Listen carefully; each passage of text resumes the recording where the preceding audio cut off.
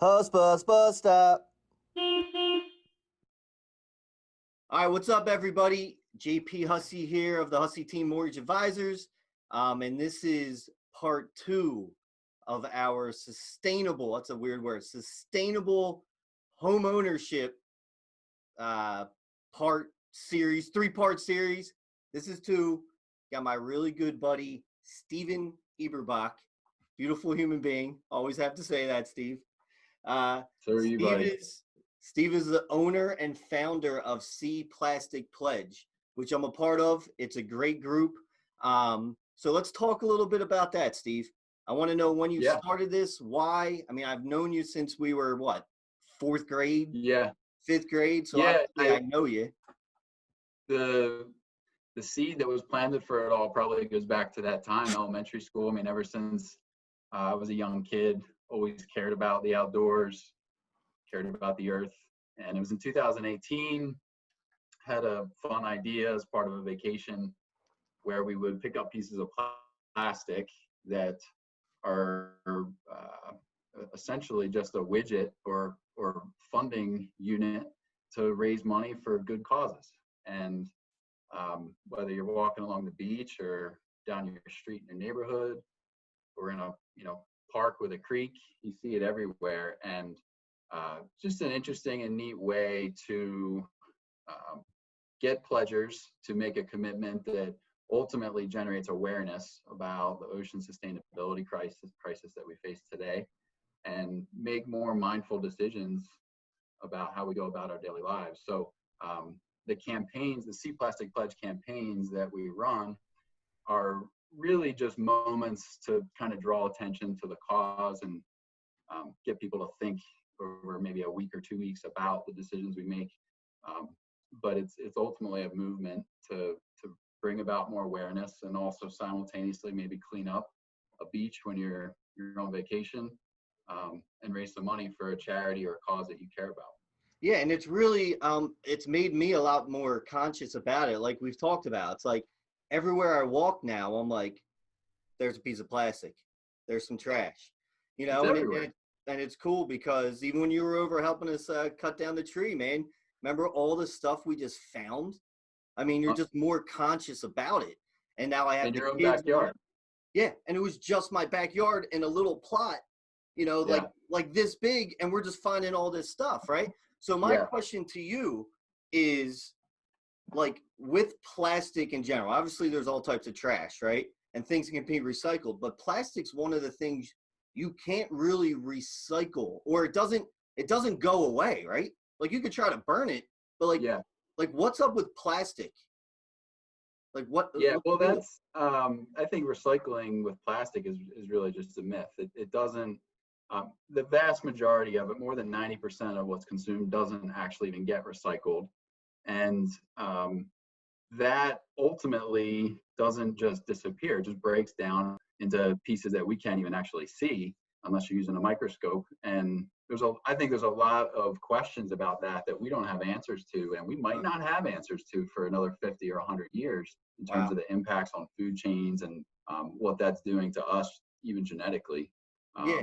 So So yeah, and obviously, it's the but yeah, what's no, that? obviously we know it's an issue. We just don't Yeah, know about it, right? So now it's yeah. very, very tough when you have to look into the future and think about, our kids and what they're going to have to deal with. So we know it's an issue. We just don't know yet. Yeah, and it was just last week.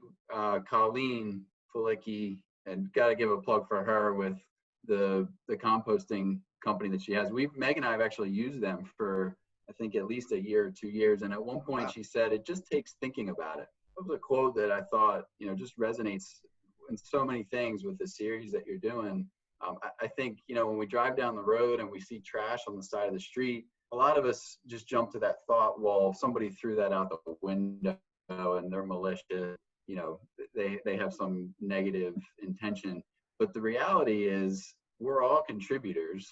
We're all a part of it, both the problem and the solution. Let me tell you a story, just an example of that. Last summer was down in the Outer Banks, out on my ocean kayak, and right as a wave was coming, I go to turn and the paddle snapped in half, and So inside of the paddle, there's all this styrofoam that comes out. And Hmm. I come up after being on the water for a bit, and it's all over floating at the surface. And just the irony of that, I think, is a great example of how the best intentions, the beach. But there's so many examples of that, and that's why we all have to think about it. And that quote from Colleen last week resonated quite a bit there on that. Yeah, it's like we've gone so deep into it, we can't really stop it. Mm-hmm. It's but well, we can, but we have to start now and really try and limit it, right? Because we've already been put in this situation. So I love what you're saying where listen, don't get all pissed off, let's say, if you see it, because we've kind of been born into this, but what are some ways we can limit it for the future? It's a Yeah. tough cause because we're going to be gone before we see any real big change.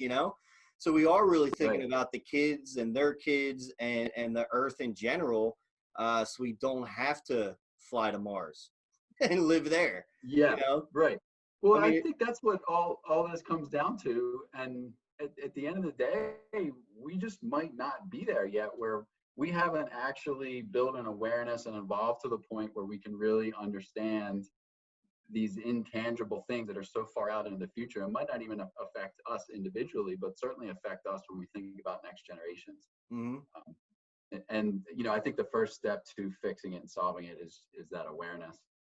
Yeah, So that's cool. And so, if someone wants to be a part of this, yeah. where can they go?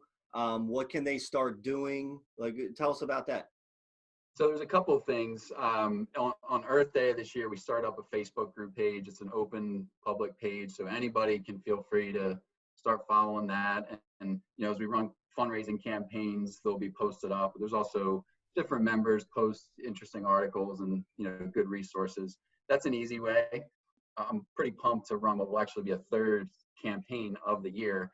And I've been thinking about, what's the best way to use whatever proceeds we're able to pull out of that. And I think it'd be fun to connect it with your your passion project, no strings attached, Yeah, and maybe do some good fundraising for folks, maybe give us. And so that'd be an easy way to get engaged here in the near future. Just follow that campaign, whether you just watch it or pass the link along or want to make a pledge.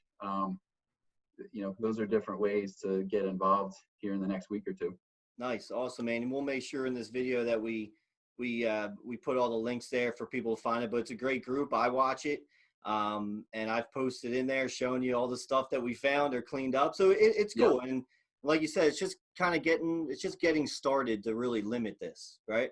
One Right. thing I want to plug real quick is I know you're a certified financial planner with the Clarity Group, right? With Northwestern. And Mm-hmm. what's really cool and what we're doing here, we won't get too deep into it, but I kind of see you, and tell me if I'm wrong, of more of a lifestyle financial planner, right? So it's really looking at your finances around your lifestyle. And I think a lot of people don't realize that. They think it's just this, it's investing here, this or that. But what you do is you go a bit further and you look at people's actual lives and their lifestyle and try to plan around that. So it's really cool. I think Yeah. that's different. And I know at some point we'll be able to talk more about that. Yeah. What's really amazing is these topics around sustainability and being more aware of decisions we make and how they affect our environment. The same challenges that we face there, I think people actually face when it comes to financial planning too. The human brain is just not very good at thinking far down the road about things that are really just abstract and Yeah. intangible. So there's a lot of parallels there that really come into play with two areas that I'm pretty passionate about. So Yeah. Cool, man. Well, thanks, bro. Always good catching up. We'll do this yeah, again. We'll happy get it. holidays. Happy holidays. That's right, man. Merry Christmas. That's Friday, and this is Tuesday, and this won't go out Yep. till next week after the holidays anyway. So, boom. Happy New Year. All Happy right, New brother. Year. Thank you, man. Talk to you soon. Tell the girls I said hi. We'll do. All See ya. right, later. Hussbus bus stop.